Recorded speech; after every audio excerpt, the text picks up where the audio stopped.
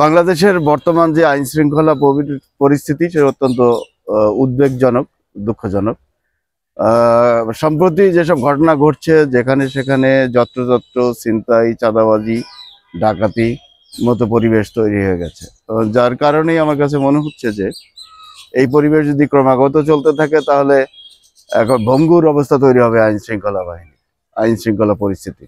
এই অবস্থা থেকে উত্তরণের জন্য সরকারকে সদিচ্ছা ব্যক্ত করতে হবে, সরকারকে ভূমিকা নিতে হবে ব্যাপকভাবে।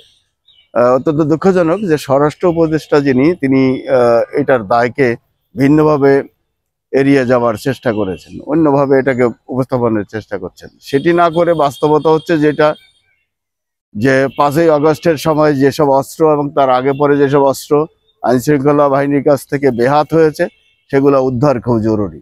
সেই সব অস্ত্রই এখন বিভিন্ন জায়গায় ব্যবহার হচ্ছে। গত রাত্রে আমরা দেখলাম বনশ্রীতে প্রকাশ্যে অস্ত্র উঁচিয়ে গুলি করে একজনের ছিনতাই করলো একজনের সর্বস্ব।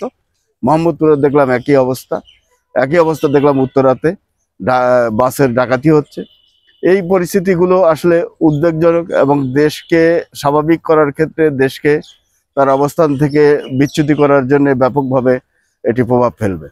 এই অবস্থার কিভাবে উত্তরণ হবে সেটা শুধু আইন শৃঙ্খলা রক্ষা বাহিনীই নয়, দায়িত্বশীল পদে যারা আছেন তারাও ভালোভাবে অবগত আছেন। তারা সেই ব্যবস্থাটি নিলেই দেশ এবং জনগণ রক্ষা পাবে এরকম বিশৃঙ্খল অবস্থা থেকে, আইন শৃঙ্খলা পরিস্থিতির অবনতি থেকে।